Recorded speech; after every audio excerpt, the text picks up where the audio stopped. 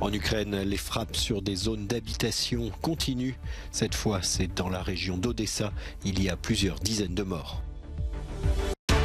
En Espagne et au Maroc, des milliers de personnes disent leur colère après la mort d'au moins 23 migrants dans l'enclave espagnole de Melilla. Aux États-Unis, protéger les femmes qui veulent une IVG, c'est l'engagement du président américain Joe Biden. Un tir délibéré sur un immeuble d'habitation, c'est l'accusation portée par l'Ukraine envers la Russie après le bombardement d'une zone résidentielle ce vendredi dans la région d'Odessa. Au moins 21 personnes ont été tuées et des dizaines d'autres blessées dans cette frappe qui a eu lieu sur la ville de Serivka. J'insiste, dit le président ukrainien Volodymyr Zelensky. Il s'agit d'un terrorisme russe délibéré et volontaire et non d'une erreur ou d'un tir de missile accidentel. 4 personnes d'une même famille ont été tuées. Pour l'instant, il y a 21 personnes sur la liste des morts, 40 blessés. Les chiffres ont changé toute la journée. Malheureusement, le nombre de morts augmente.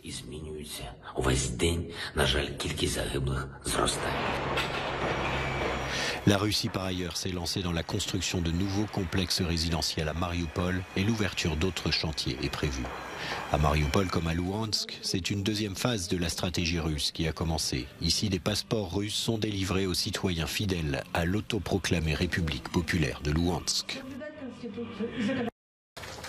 Des responsables de l'Union européenne applaudis par les citoyens, l'image est rare dans le protocole institutionnel. La présidente de la Commission européenne a été chaleureusement accueillie lors de son arrivée en République tchèque. Ursula von der Leyen et l'ensemble des commissaires ont fait le déplacement vendredi pour le premier jour de la présidence tchèque de l'Union afin d'évoquer l'agenda des 6 prochains mois. Au cours de ce semestre, Prague souhaite renforcer l'indépendance énergétique des 27 et poursuivre l'aide à l'Ukraine. Les autorités tchèques veulent s'assurer que tous les citoyens puissent avoir accès aux ressources énergétiques. Les prix de l'énergie étouffent notre économie. Ils provoquent des problèmes pour nos citoyens et cela les inquiète. C'est notre plus grande tâche pour les prochains mois.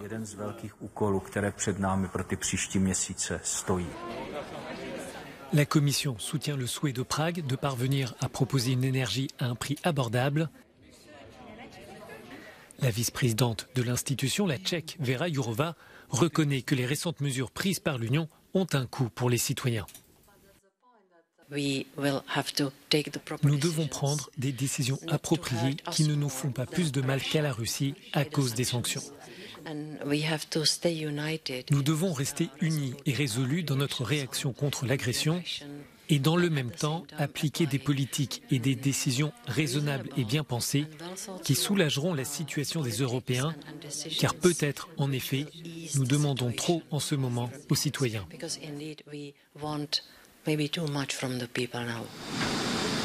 La Commission travaille sur un plan d'urgence pour faire face à d'éventuelles pénuries de gaz si la Russie décidait de suspendre ses livraisons.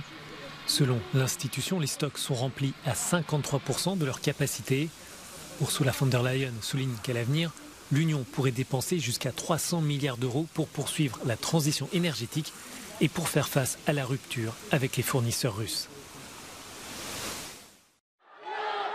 Des milliers de personnes se sont rassemblées ce vendredi à Madrid, Barcelone et au Maroc pour protester contre la mort de 23 migrants la semaine dernière. 2000 personnes, pour la plupart originaires d'Afrique noire, avaient alors tenté de franchir la barrière entre le Maroc et l'enclave espagnole de Melilla. Nous avons vu comment des Africains qui tentaient de trouver une vie meilleure ont été impitoyablement assassinés. C'est comme si la vie des êtres humains ne comptait pas, surtout celle de race noire. Les gouvernements marocains et espagnols sont tous deux à blâmer car nous pouvons clairement y voir l'hypocrisie qui existe dans ce monde. Le Premier ministre espagnol Pedro Sánchez affirme que Madrid offrira une collaboration totale avec les enquêtes espagnoles et marocaines.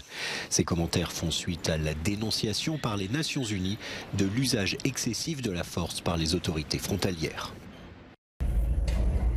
Un pays à la dérive et des jeunes de plus en plus en colère. En Libye, au lendemain d'un énième échec des négociations entre camps politiques rivaux, des manifestants ont investi des bureaux du Parlement à Tobrouk et y ont mis le feu. Le bâtiment était vide au moment des événements. Certains membres du Parlement ont dénoncé des actes de vandalisme, quand d'autres ont appelé à la démission collective des députés et à de nouvelles élections. La Libye, dans une crise économique profonde, ne parvient pas à retrouver la stabilité depuis 10 ans.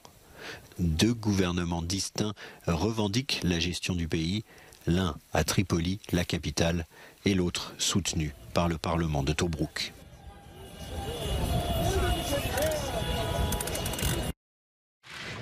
C'est l'engagement de Joe Biden. Les femmes qui souhaitent se rendre dans un État américain qui autorise l'IVG pourront le faire en bénéficiant d'une protection. Faute d'avoir su empêcher la Cour suprême de délégaliser l'avortement, le président américain a fait des promesses aux femmes qui souhaitent retrouver ce droit.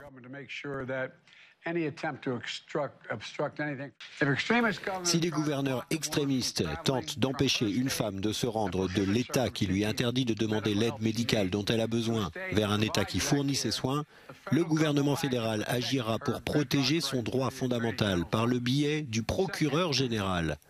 Deuxièmement, si des États tentent d'empêcher une femme d'obtenir un médicament déjà approuvé et disponible depuis plus de 20 ans, mon administration agira et protégera le droit de cette femme à ce médicament. 13 États, principalement dans le sud et le centre conservateur des États-Unis, ont depuis l'arrêt de la Cour suprême interdit l'avortement. D'autres devraient suivre, mais la contre-offensive de plusieurs groupes de défense des droits des femmes a commencé. Des plaintes ont été déposées contre ces interdictions. Et côté politique, les démocrates attendent beaucoup des élections de mi-mandat en novembre et comptent dessus pour renforcer leur majorité au Sénat et adopter peut-être une loi fédérale protégeant le droit à l'IVG.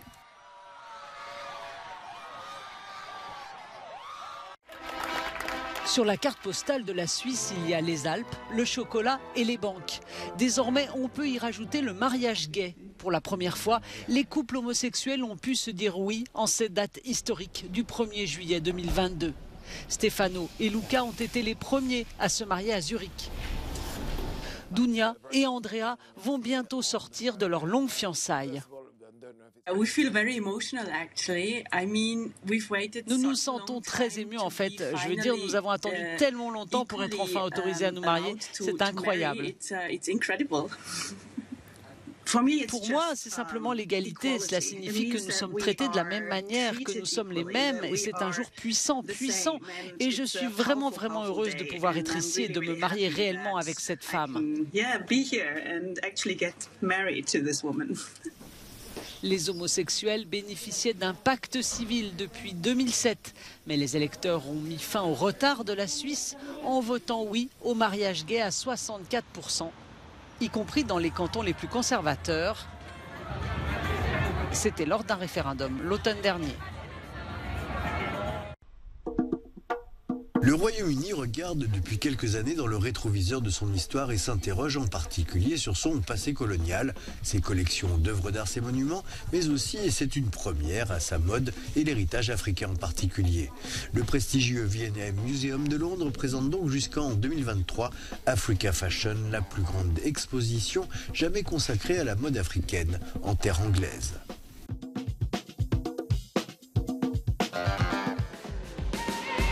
C'est l'un des plus importants festivals du film en Europe, idéalement situé entre l'Est et l'Ouest du continent. Dans la ville thermale de Karlovy Vary, en République tchèque, le tapis rouge est déroulé pendant une semaine au cœur de la ville pour accueillir les plus grandes stars du cinéma mondial. Ethan Hawke et Johnny Depp l'année dernière, Benicio del Toro et Geoffrey Rush cette année vont être récompensés avec une compétition officielle relevée pour un globe de cristal qui sera remis le 8 juillet. On l'a peut-être oublié, mais au XIXe siècle, Venise était sous la domination des Habsbourg et de l'Empire austro-hongrois. À cette époque, les artistes autrichiens étaient plus que jamais attirés par les charmes de la Sérénissime, comme en témoigne cette exposition de quelques 80 tableaux.